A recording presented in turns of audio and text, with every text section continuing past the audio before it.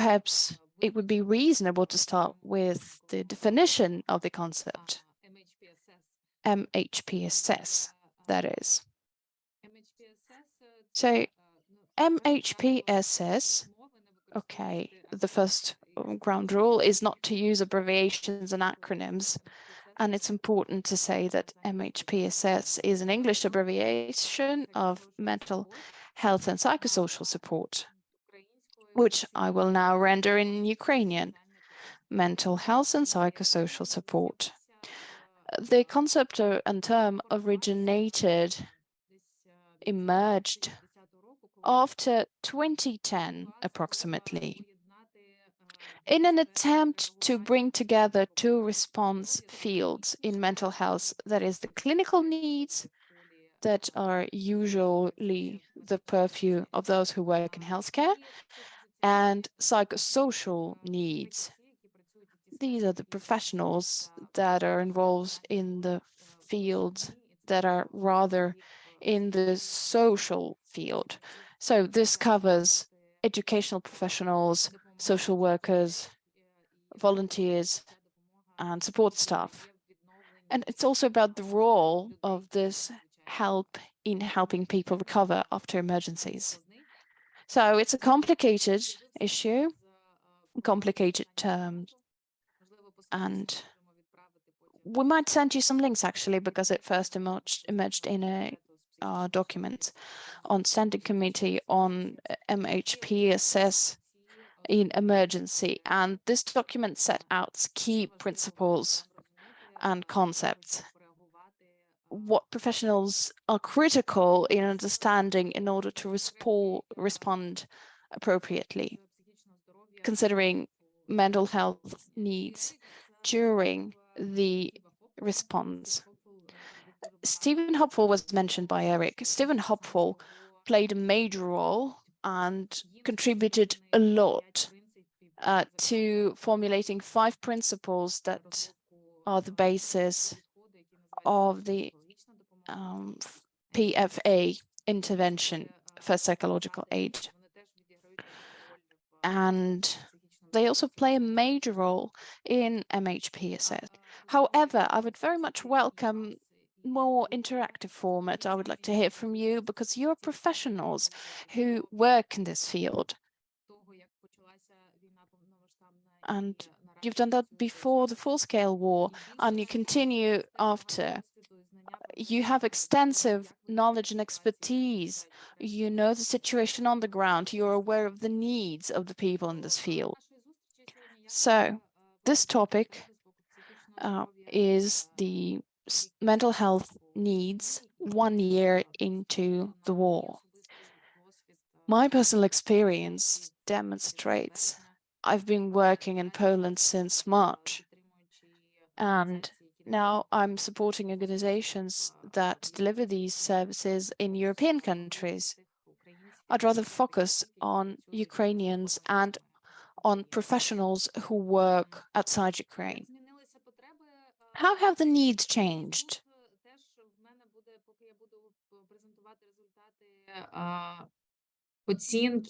I will show you the findings of the assessments, and those can be used to trace the dynamics. And I have an ask. In the chat, could you share your impressions?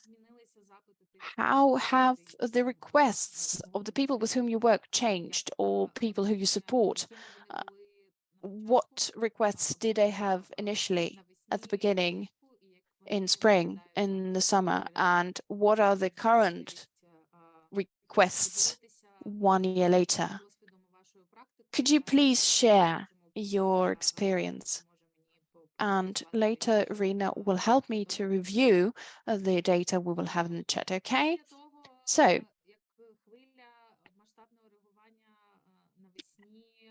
in spring, there was a wave of emergency response. The situation somewhat calmed down. An assessment was held in the summer. The assessment was done by the organization I'm working in.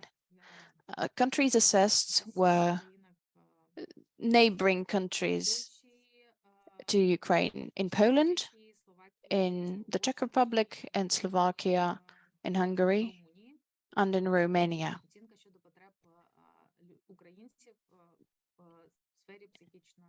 Mental health needs assessment and also psychosocial support assessment for Ukrainians. I would like to share the findings. In a nutshell, there is change. It's evident. And when we organize MHPSS efforts, assessment is the first step as to how we're envisaging our work and how we define the most required services. So, in a nutshell, what are the findings? Key needs of the people are, as mentioned by people themselves, there's the need for accommodation, there's the need pertaining to language barrier problem, there's problem with employment, and also places for children to study, and there's also a problem with childcare. There's a group that usually falls outside the spectrum of the services, but is crucial nevertheless. This group are adolescents. Sometimes they're falling through the cracks of formal services system. As far as at-risk groups are regarded, these groups are usually singled out during the response. These include elderly people, people with chronic disease, women who have many children who are on their own, and adolescents who do not have custody of grown-ups over them are also included. What problems were mentioned by people? Problems affecting their situation. The feeling of uncertainty. The future is unclear. Access to information. Access to relevant information that would inform their decision-making when it comes to their life, when it comes to organizing their life where they are. And also the issues of mental health. Back in the day, many people mentioned sleep problems, anxiety, conditions associated with depression, and these had a significant influence over the functioning of the people. As we were working in the field of psychosocial support, we are always discussing not only the problems, but also that the majority of people have their own coping mechanisms, and they are resilient and able to restore the functioning after some time. What did Ukrainians mention in terms of their bounce back mechanisms? What provides them resources that helps them to live on? Self-organization possibility. So you can observe that despite hardship, despite problems, a major share are able to find accommodation. They've made their way into daily routine. They can communicate. Communication is an important tool for them. Communication amongst themselves and with those who stayed back home, and the contacts with those Ukrainians who already have been living in the countries where these people are now. And helplines, phone helplines are used quite often. And when we talked to the Ukrainians, when we asked them, who would you contact if you needed psychological support, they first and foremost remembered Ukrainian psychologists. And when we asked about social support, they would mention local social workers in those countries, which makes sense because local social workers can help people navigate the system in the hosting countries. They have to know the details. So the helplines, everything about remote support and the provision of distance support is in demand.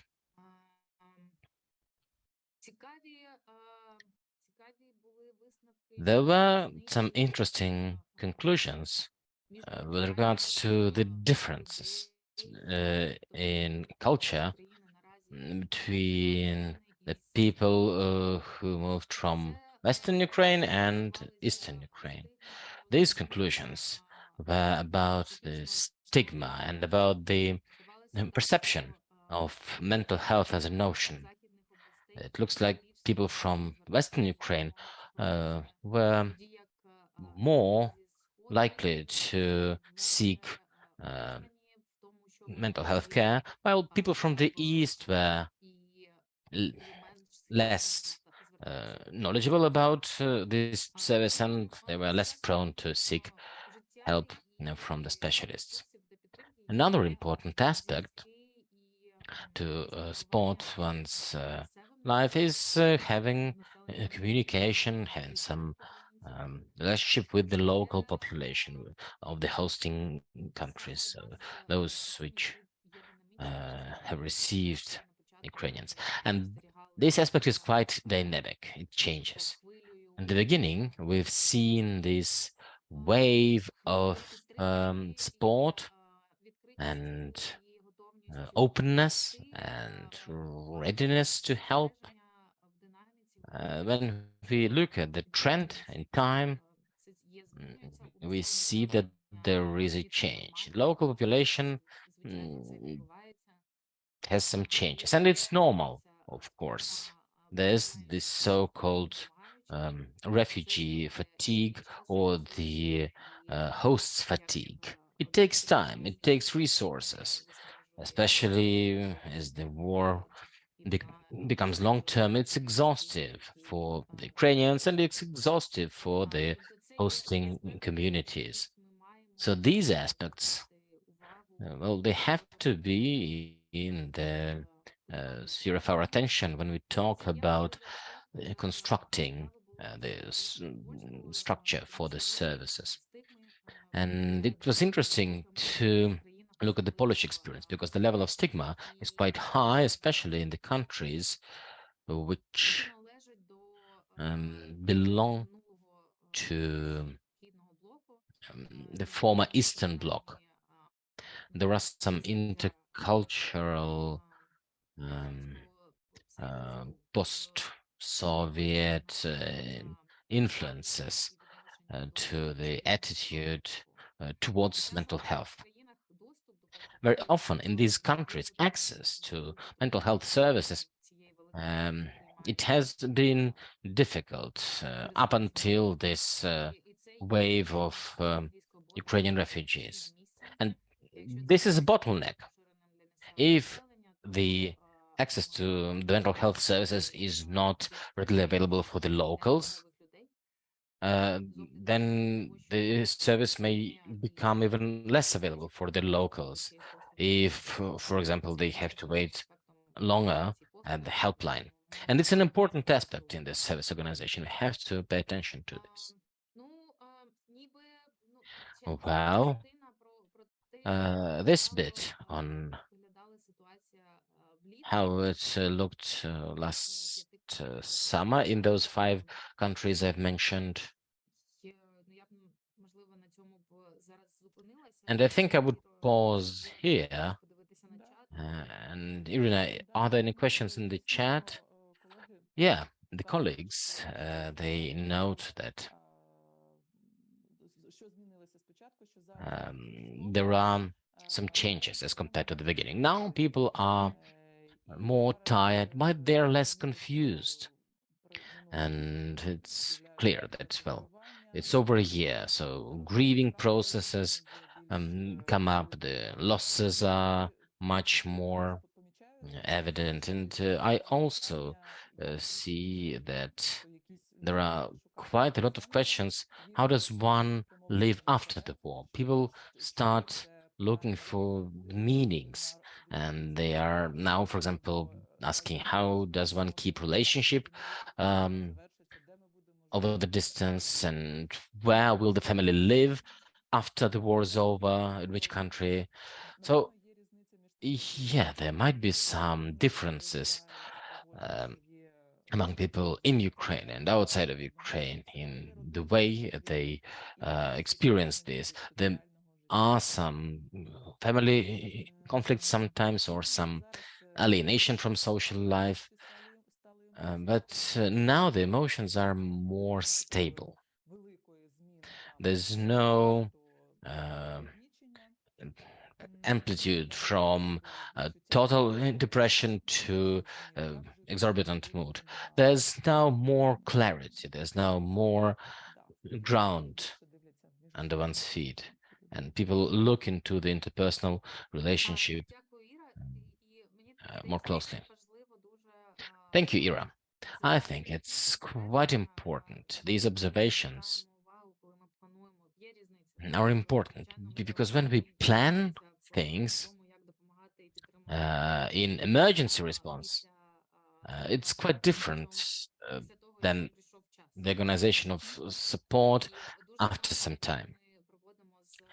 Quite a lot of work is dedicated to the normalization of different manifestations, which were there in the beginning of the crisis as a response to the crisis event. And when we look into the statistics and into the research, we can say that 80% of the people will find the resource to stabilize themselves and to cope with the situation. So it is um, all well, quite promising. I mean, those responses about the orientation towards the future.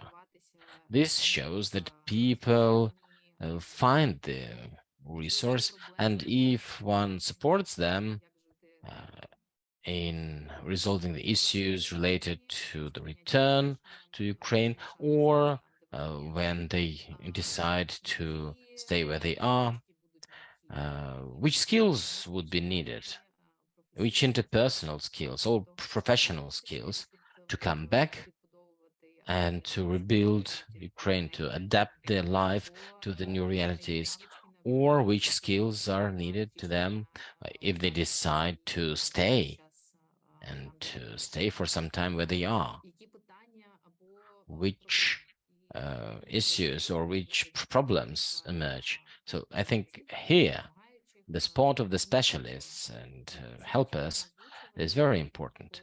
And these questions have to be raised. If we look into the future, uh, if it's unknown, then it can also be a factor causing anxiety. If the future is really unclear, uncertain, and one can't even name the factors which cause the anxiety. So it's an important task for the specialists who work in this field to think of possible restoration of this feeling of hope, so that people would find the capacity to move on. And hope is best restored when one has the understanding what they are going to do and what would be the plan.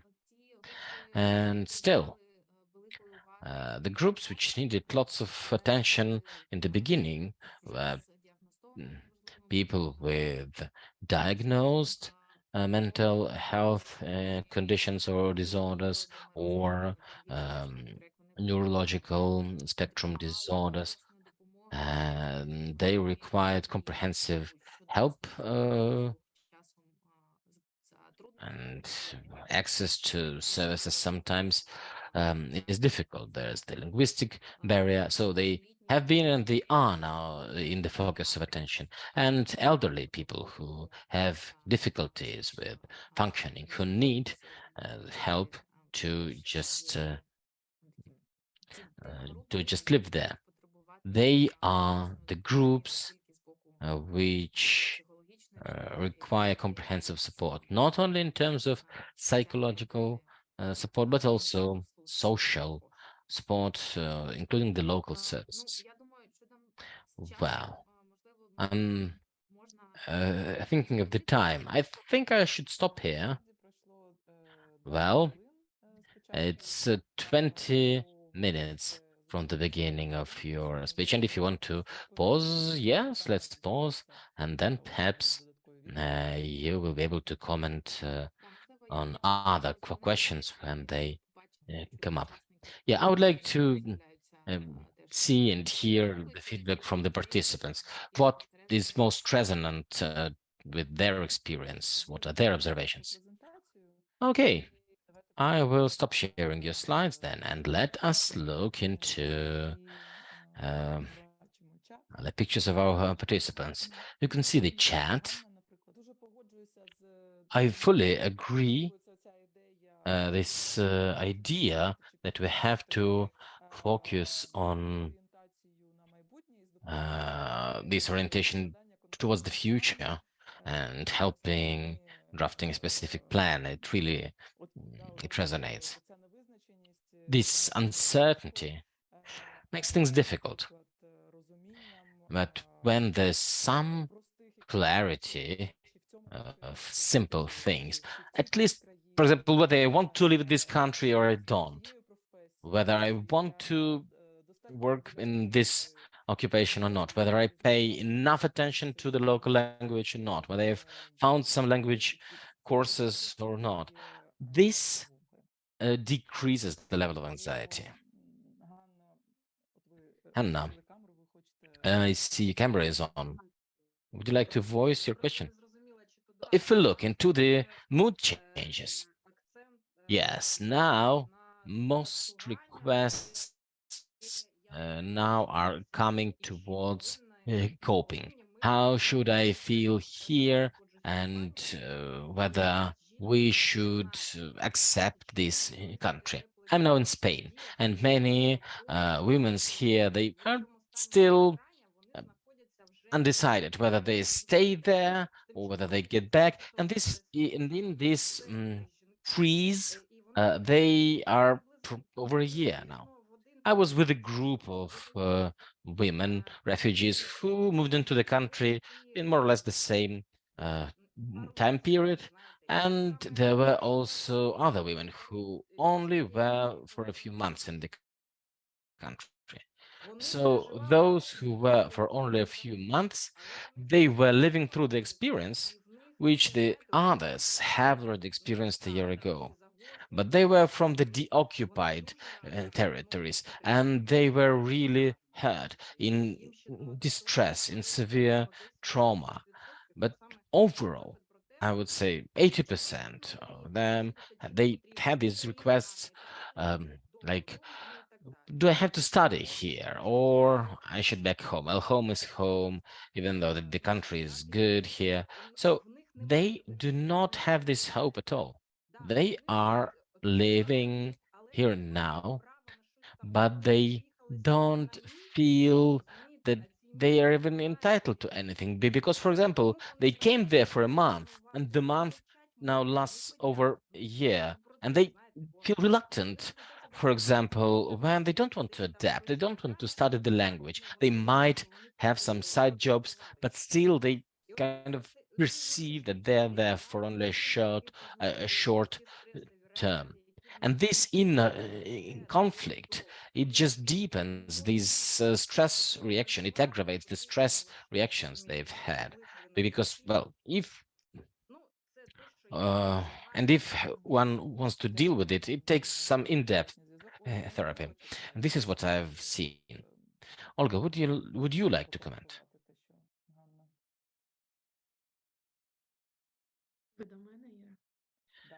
Were you asking me? Yes, Olga. Well, I agree. I do agree. I think my presentation will resonate on these points, and I will follow with my slides on this. So if anyone has a question now to Hannah, you can write your question in the chat. If you don't have any questions, I can start introducing Olga. Eric, maybe you have a question now. Well, I do have a question as I'm listening to Hannah, and it just came to me like also a little bit of my personal reflection on the year that has passed. And as an outsider, in the first couple of weeks or even months, I think we're all glued to the news that was coming in, looking at Twitter, any movement, and up to a moment where you feel you're saturated in a way. And I felt myself that you had to distance yourself from the news to become overwhelmed with following it every step and every movement and everything. I wonder how that was perceived in the big cities, in the people that are actually attending this session, or how people would decide to follow the news or to distance themselves from the news, and what impact that would have. That's one arm of my question, and maybe I can already ask another question that came up in the webinar that we had a couple of weeks ago, where loneliness was something that was also shared as something that people, I think it was Steve Hopful that said something about loneliness, and it may be linked to depression or so, or how to cope, or whether you recognize that in your presentation, Hannah. Those are my two questions, if I may. Дуже дякую за запитання. Thank you so much for the questions. These comments are extremely valuable. The information and oversaturation of information and the inability to manage this flow of the news, and that flow had everything: social network, official news channels, and some unverified news sources. And I think one can also consider these apps, for example, the air raid alarm apps. They also add to this information noise. For example, personally, I use this app because my parents, my sister, they live in Ukraine and they want to know what they feel. But anyway, managing information has been a very important part, especially in the beginning. We've been talking to people how they should distance, and they needed the permission to do that. The understanding that situation might change, but it would not change as much. And first of all, you cannot influence the change, and also it's important to take rest and to see how it affects the basic physiological processes such as sleep. And yes, people needed sport. And it's also part of the basic psychological education. It's about linking things which might influence our condition, but we are not always aware of that. And yeah, it has been an important part of work which we were doing in the beginning. Now, about the feeling of loneliness. Granted, restoring and this feeling of loneliness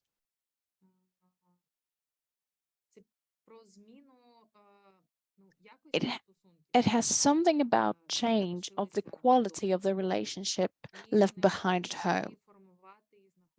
The need to establish and find relationships where people are currently living. To build new connections, one needs energy. And where heaps of energy are used for the basics, because they need to find a place to live, a place to teach their children, means of subsistence, ensuring livelihoods. Therefore, they cannot really invest that energy in rebuilding or creating new relationships and new connections. Which brings me back to the importance of accessible information about explaining how these connection, how this social interaction are linked with our personal condition. Why one needs to switch off one smartphone 2 hours before you go to sleep. Why it's important to have a coffee with your neighbor or your colleague, or just to go out at night, how this would impact the well-being of the person. And a humongous role in providing accessible psychoeducation to people so that they could do it on their own, so that they make informed choices, so that their well-being is improved. Hannah, thank you for highlighting these observations in terms of the change of numbers and quality of relationships. So basically, you brought together all the principles of psychological first aid, something that would be expected of an expert that has spent much time in training other carers and volunteers and stuff. We are wondering whether Olga wants to contribute. Olga Han, she will present, and now she is leading WHO effort in MHPSS in Poland. She is a co-chair of technical working group, and also this group is an interagency group for refugee coordination. Olga is planning and organizing capacity building activities on evidence-based intervention in this field, and she's a technical advisor in the development of the national MHPSS policy and standard operating procedures. I mean, this is convoluted, but I've just seen a comment by Marcio Gagliato, a colleague whom I had the honor of meeting at the beginning of the war. And Marcio put me in contact with Ganna Goloktionova. Bizarrely, we've not met each other before the war began, and we started cooperation, and Marcio invited me to join an MHPSS course by Fordham University. I don't know what these difficult concepts mean, so Olga, could you please enlighten us? How do you plan, how do you coordinate a response to the Ukrainian IDP needs in Poland? I believe many organizations are involved. Irina, thank you. What resonated in me was Eric's question about information hygiene, but I'm going to park it and I will come back to that as I present my slides, because it's a basic thing, but critical nonetheless. Good evening. Thank you for introducing me, Irina. I'm a Ukrainian. I worked in various contexts. Most of them were associated with emergencies. Last summer, I started working with the WHO in Poland, and currently I'm based here in Poland. But my work involves emergency response both in Ukraine and in the neighboring countries. Most of it is in Poland, but nonetheless, I have an idea of what's going on in other countries as well. So let me start by sharing my slides, perhaps. Bear with me for a moment. Can you see the slides? Let me know, please. Okay, lovely. So,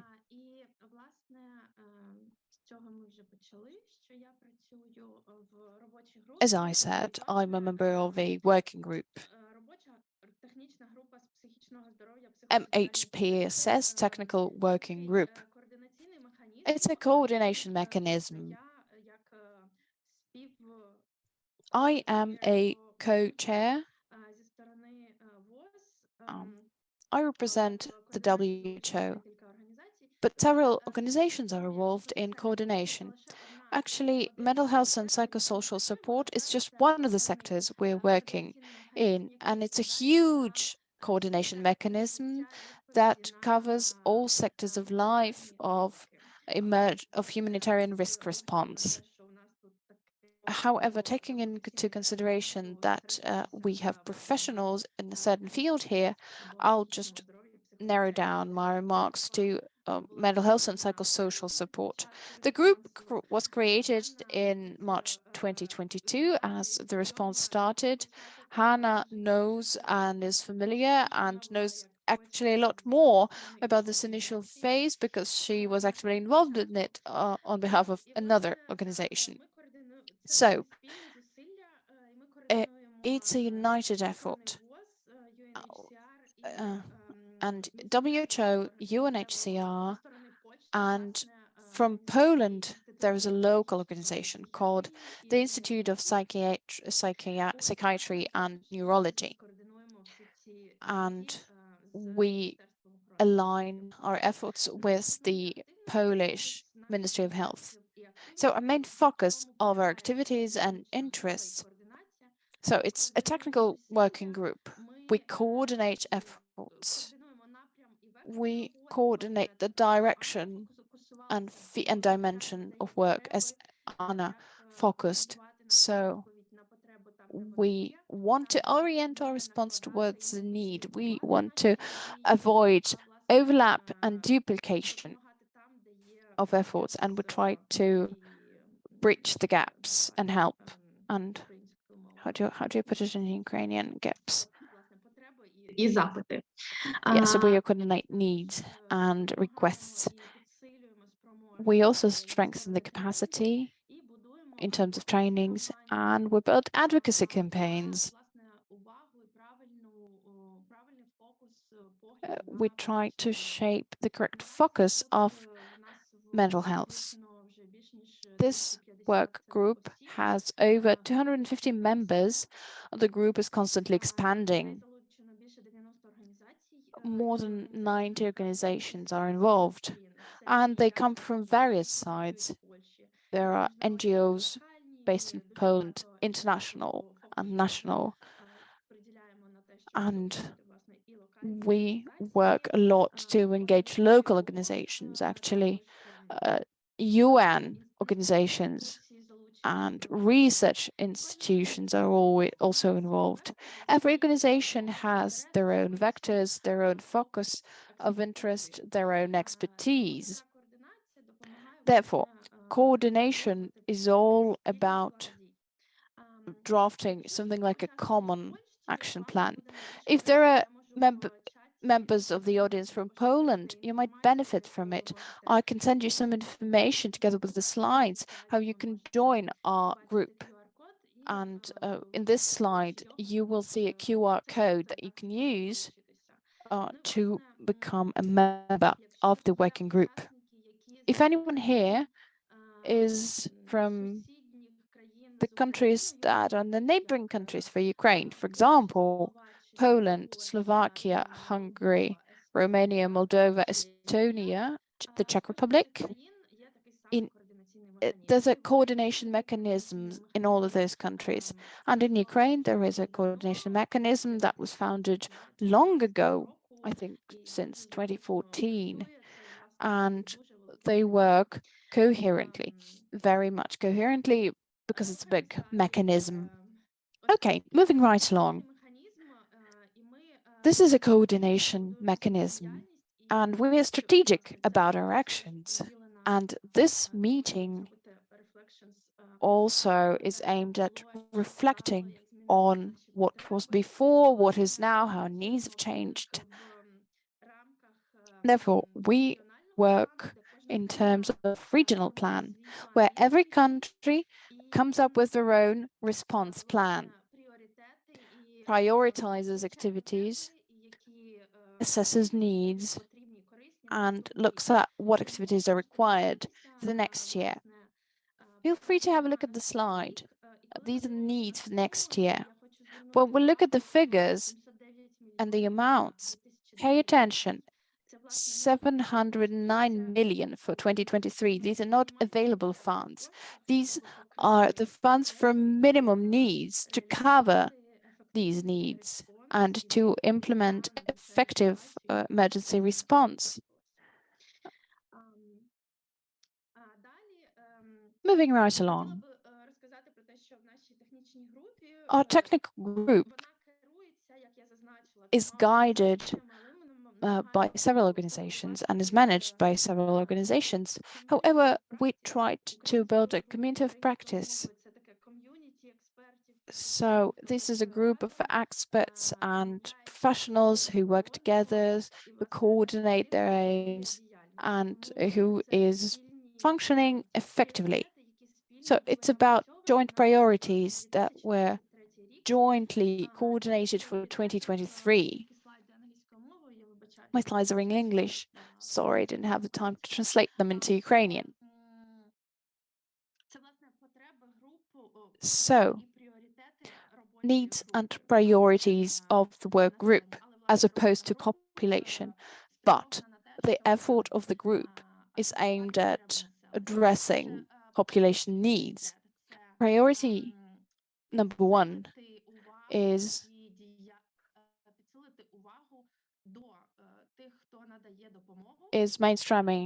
mainstreaming caring for caregivers. And we'll look at caregivers coming from the families, as well as care workers as professionals, volunteers, and staff members of organizations who are helping as these people from sporting professions, from mental health professionals, basically. Our next priority is about promoting of well-being, promoting, yes, another synonym for well-being in Ukrainian, thank you. Oh, well-being in English is quite a broad concept. And in Ukrainian, I'm not sure that we have clear understanding what we mean by the Ukrainian equivalent of well-being, which is благополучие. Anyway, it covers all aspects of human lives. Our next priorities are as follows: ensuring access to community-based services and ensuring access to clinical mental health services, i.e. a specialized mental health service. So much for the priorities.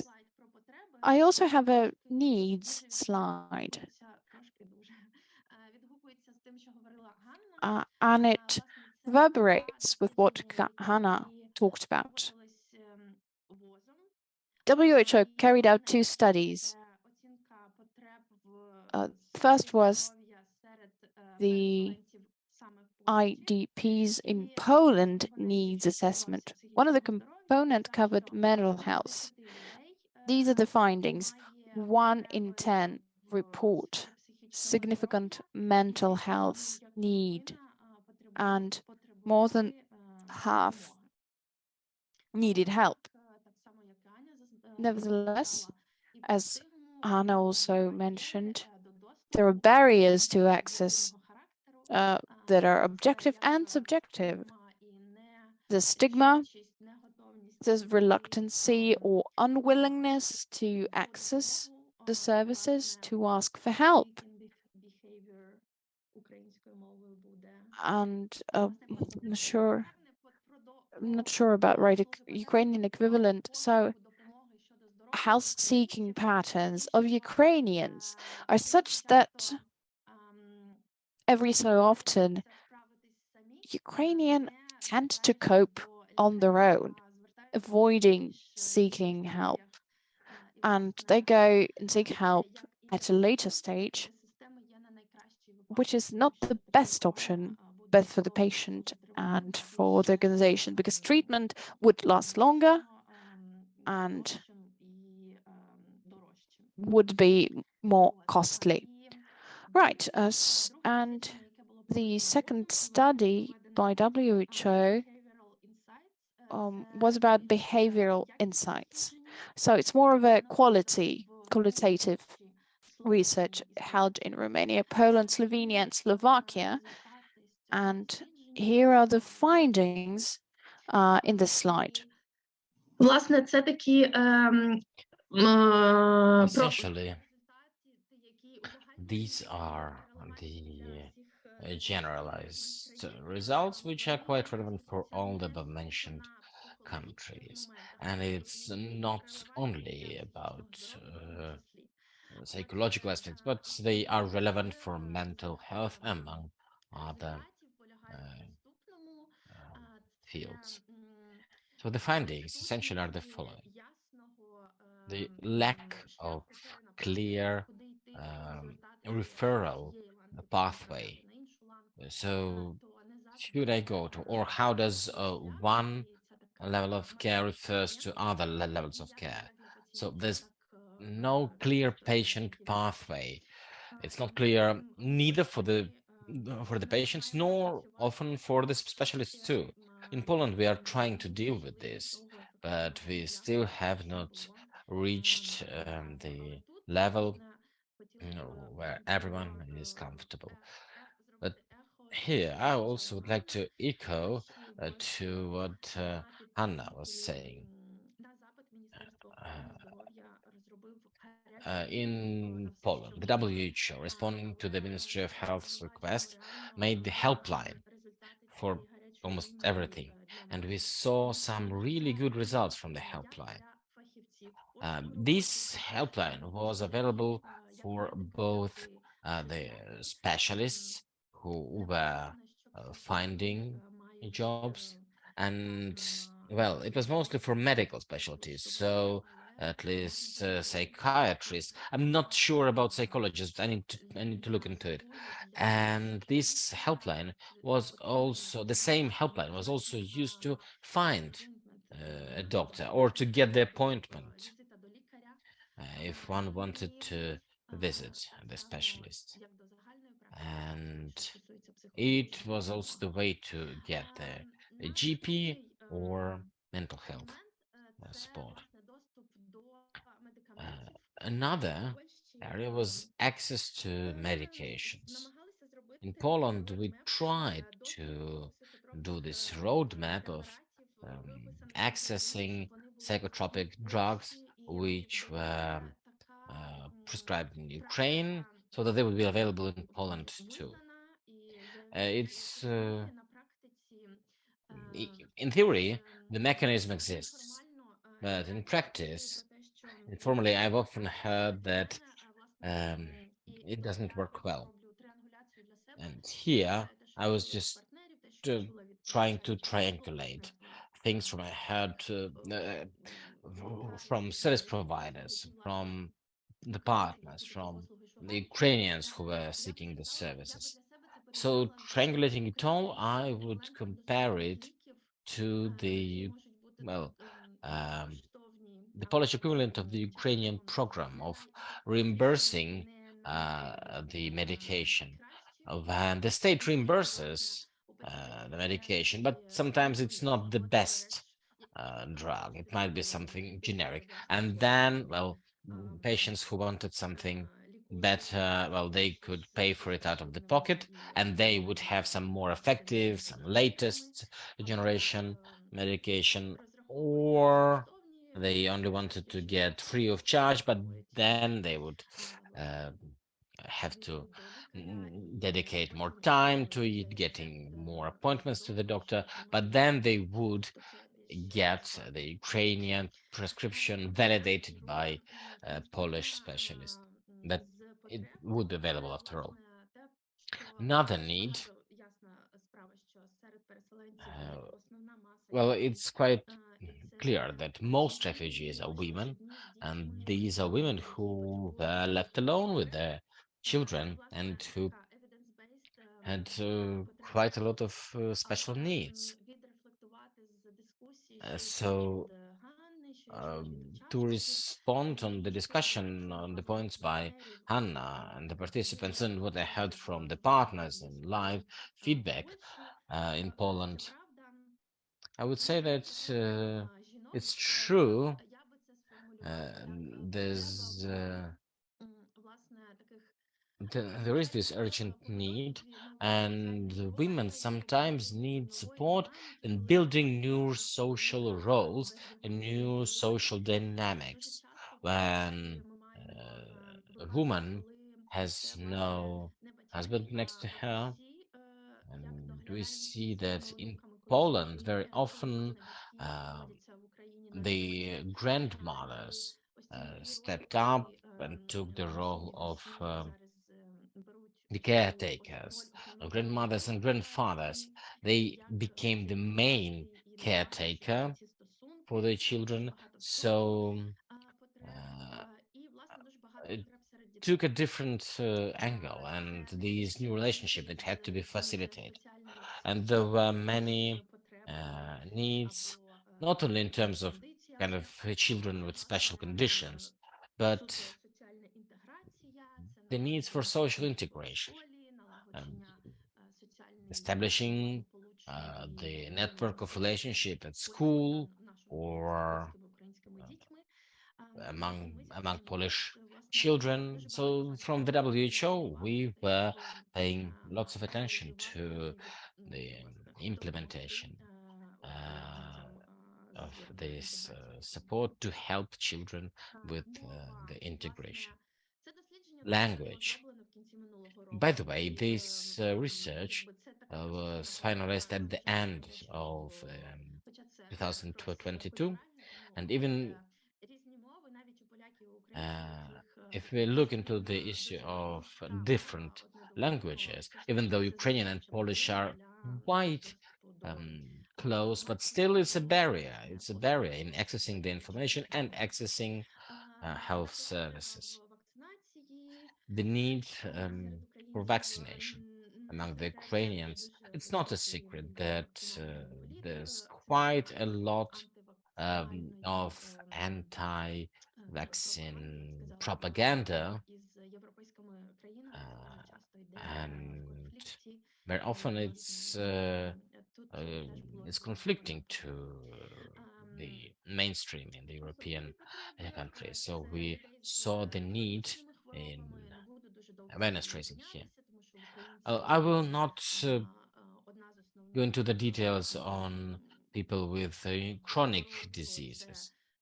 For Ukrainians, the non-communicable diseases such as diabetes, hypertension, oncology are very prevalent. And now, 1 year after the beginning of the war, there are a lot of oncological patients, cancer patients in Poland, and the treatment takes lots of money and time and resource into it.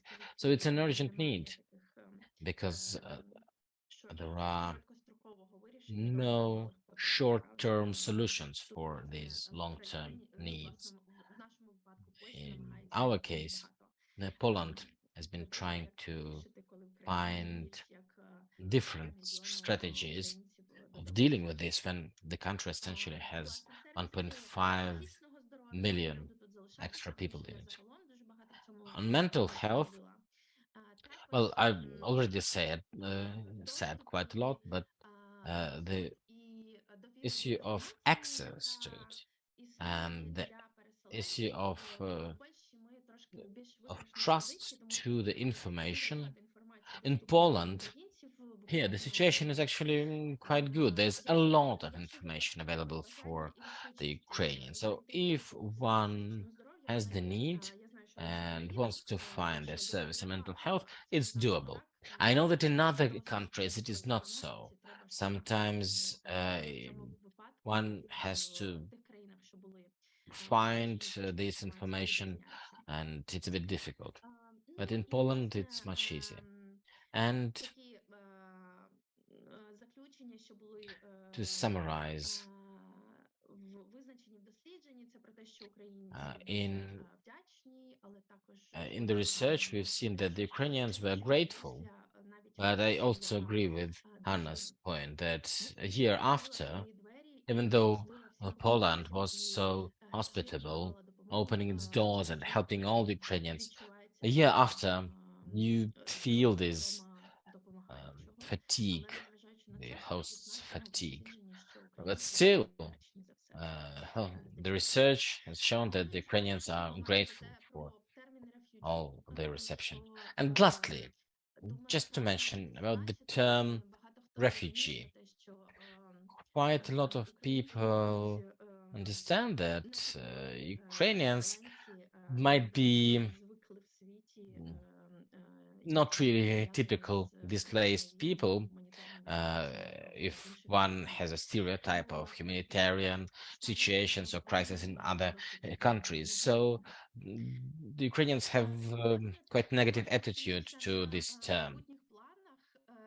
And briefly, I would like to mention our plans for the future, what we've started already, and will probably go into the next year. And it's rather about the WHO in Poland, but we also are engaging the technical work group and their members into the plans. So we pay a lot of attention to the capacity building, and it's both aimed at Ukrainians and the Poles. We plan to scale up the TOTs on doing what matters in times of stress. We've already had this training for the facilitators, and next month we'll start teaching the trainers. And the next step would be um, problem management plus. These are the two WHO interventions. They are based on CBT techniques, and they can be applied not only by the psychologists, but they are very helpful in structuring any activity essentially. So it's a clear algorithm of what can one do. If one is interested in these interventions, uh, we can have a dedicated session on which interventions are better suited for which needs. As I said, in Ukraine, this technical work group has been there for many years because the conflict and the war and the emergency in Ukraine started much earlier. So these interventions have already been translated into Ukrainian. They have been piloted, and quite a lot of people already have been trained. So in Poland, we see that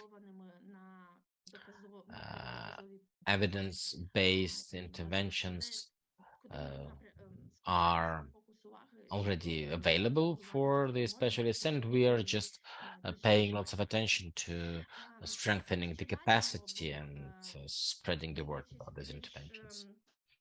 Further on, if we look into the long-term perspective, and if we think about access to services, not only right now and for Ukrainians, but also for the Poles. I have already mentioned that accessing psychiatric care, especially pediatric psychiatric care, it's very difficult in Poland. So there are lots of queues, lots of complaints. So we have started doing workshops. We already have organized the first one, and we'll plan the second one next month. These are the workshops on the adaptation and implementation of MHGAP in Poland. This program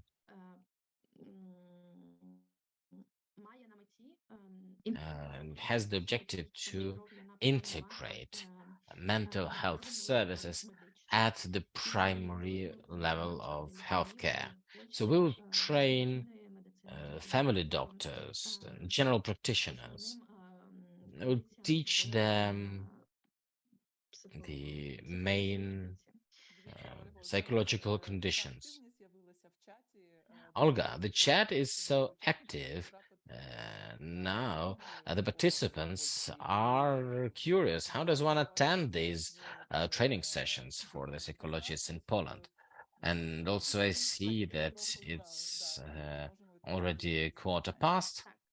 So, yeah, this is actually my last slide. And I will say a bit more about these training sessions. So we plan to integrate the mental health foundations and the primary level of healthcare.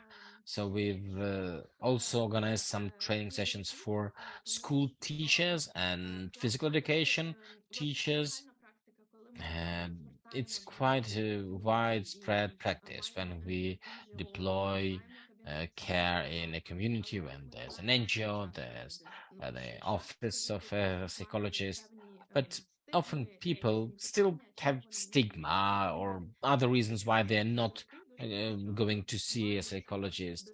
But the PE teachers, very often they have lots of access to children, but they don't have skills, and they don't know how to channel the children's energy. That's why we teach the physical education teachers. And the integration into the social services, we haven't started it, but we plan it in the nearest future. So if you're curious about accessing the training sessions, let me stop sharing the slides. I will now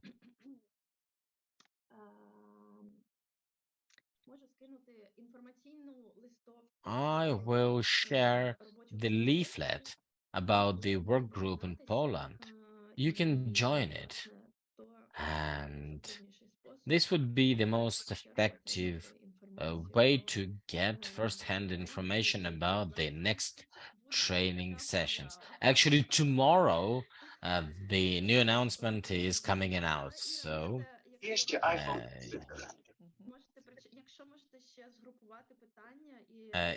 Irina, if you can help me grouping some other questions from the chat, just let me know. Yeah, people are really interested in getting to these training sessions.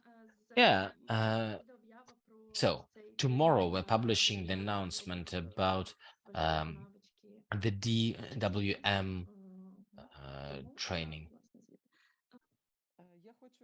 So I would like to say that in Poland, well, they're lucky that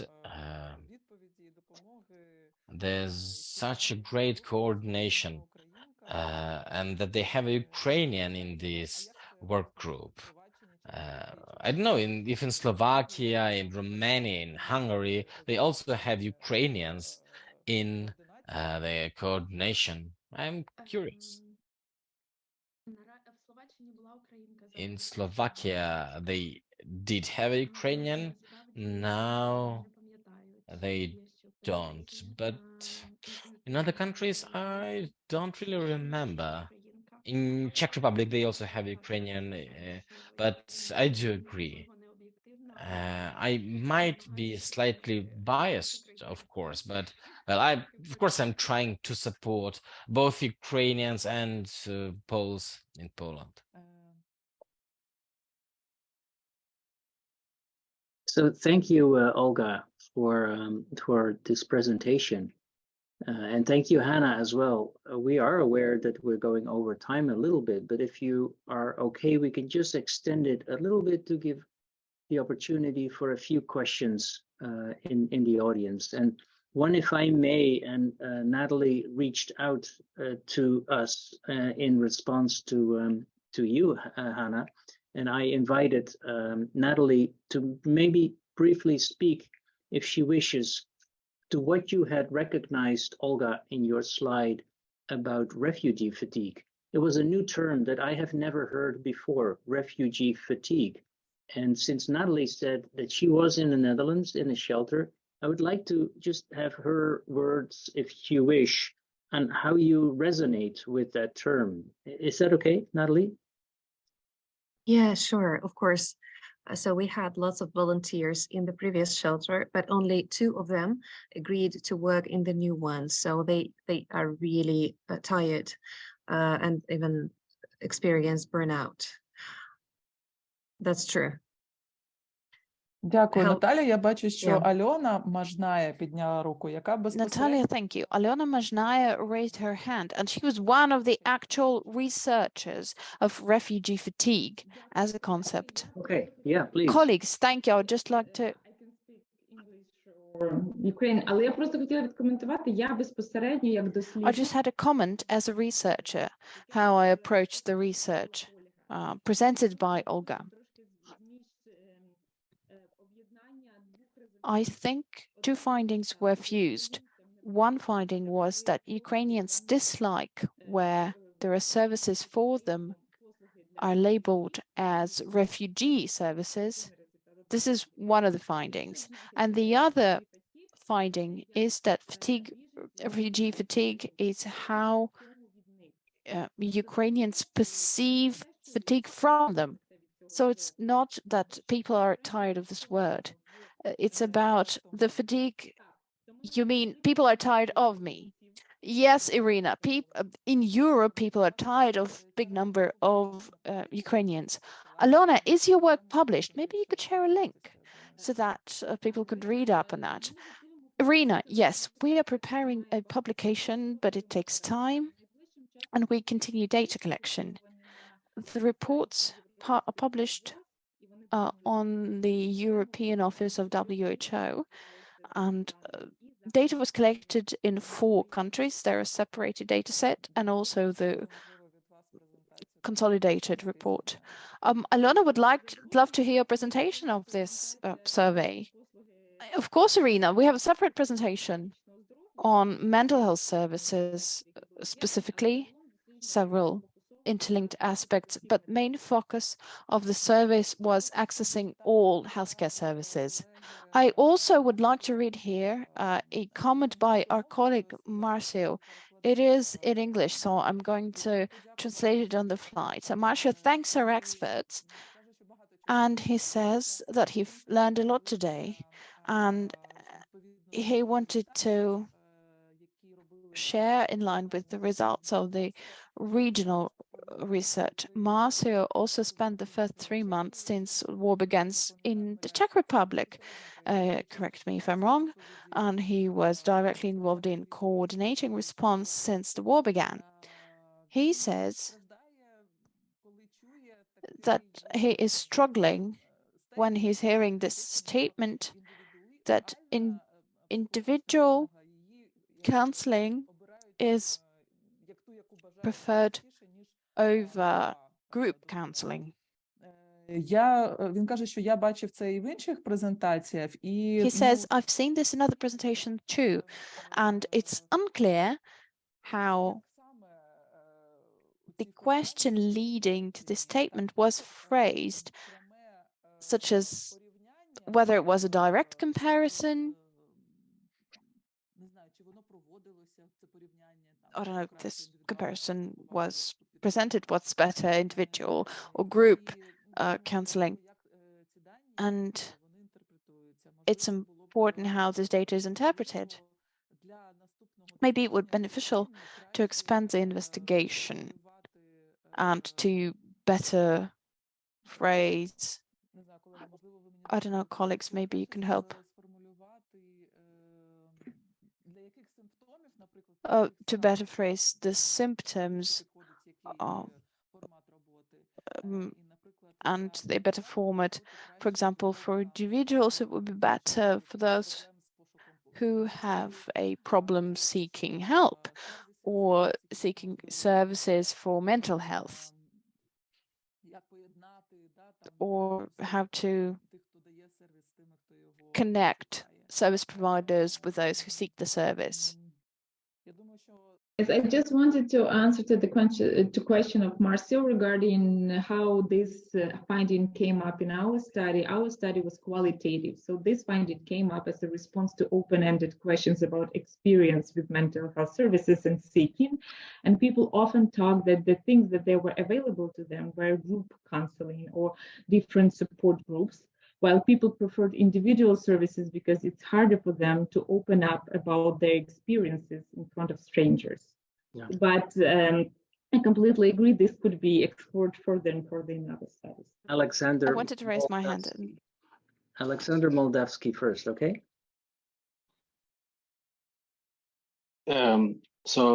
Hello, дуже дякую за дуже цікаву презентацію. Thank you so much for your meaningful presentation. My name is Alexander.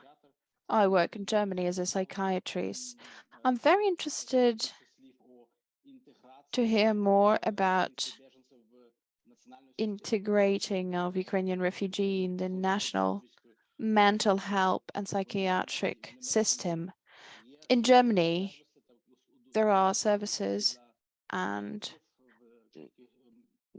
things still offered in Ukraine for Ukrainians in several German cities. I'm curious to hear about other countries. What are the challenges you run into? Thank you. Interesting, and maybe Irina, you can talk to this as well, since last week you started at a trauma disorders clinic, outpatient clinic, right? So you want to speak to that briefly as well? Irina? Так, але це спеціалізоване. Yeah, but it's a specialized facility.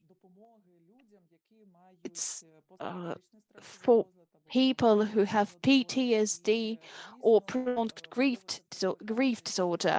So maybe it touches upon what Alexander was asking about, the integration, how Ukrainians are integrated.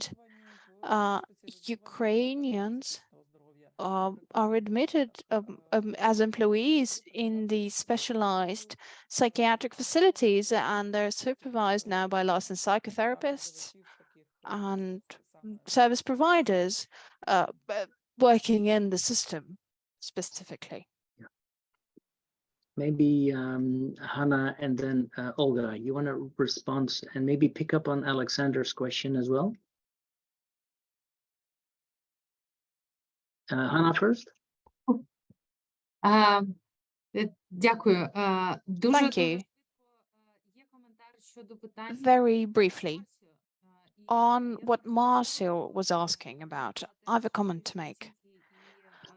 I think back of what happened after the assessments in one of the country. Question was in Ukrainian psychology language. Psychologists in the Ukrainian understanding that. Women were saying, I do not need a psychologist. The women were saying, I need a place where I can cook some borscht, Ukrainian soup. And this is the psychosocial aspect, so that they have the possibility to do these things, something that they did before the war happened. Talking about group settings and group spaces where people can, again, get back to what they were doing in the past. I think this question was mostly connected with the way with the language that we use. Coming back to Alexander's question, things depend on numerous factors. Level of the system development in the country. Germany is at a higher level, and so are Netherlands, compared to Slovakia or the Czech Republic, because their systems were based on old Semashko model, where major focus lies with specialized services and less community-based services for mental health. And this is linked to the number of professionals who are working across the spectrum of services. A major role lies with the NGOs. because it's a lot easier to engage Ukrainian professionals in the work of NGOs as opposed to formally employing them in mental health system or social support system or the educational system. Many professionals who require the procedure of the degree adoption, which is this procedure is in place in many European countries. So it comes down to coordination between these organizations. And based on my Red Cross experience, I think it was Spain where they made an agreement with this system that puts the queue together for mental health services. Is that NGOs can provide a number of sessions as the person is formally waiting for their turn to access the formal healthcare system. There is a number of ways. What's crucial is the understanding that there is no single organization or single professional. They're a part of the larger system, and that there are other types and ways of services, and that we do not overlap and duplicate activities, but supplement each other. Hanna, thank you. Alexander asked a very interesting question. I comment so that we reflect on it and ponder on it and maybe offer a format question. For the professionals who are participating in the response, and of how can they be brought together if they're from different countries? Alexander is from Germany, you're in Denmark, Olga is in Poland, all of you are Ukrainians. Have you got a shared platform, or does this need to be done? Irina, I would be highly interested in meeting people, in sharing experience, how we put together a system to integrate state organizations and NGOs. I believe a host of people are duplicating efforts, and I think it can be streamlined and rendered a lot more effective. Thank you. Yeah. Thank you. I see that some participants have to go. As they're saying, yes, there's an red alert and it's time for us to wrap up. But there's ample food for thought, and we'll get back to you with some new proposals and invitations. We do thank you, Olga and Hanna, for being with us and sharing your thoughts and wisdom. Thank you so much. And thank you for the interaction. Thank you, Alexander and Natalie and Alona, for all the questions. If you have to go, you have to go, of course. We rarely go over time that much, but it was so interesting, and we wanted to give breath to all the ideas. And the last one is pivotal, Irina. So how can we group you together? And that will probably be revisited.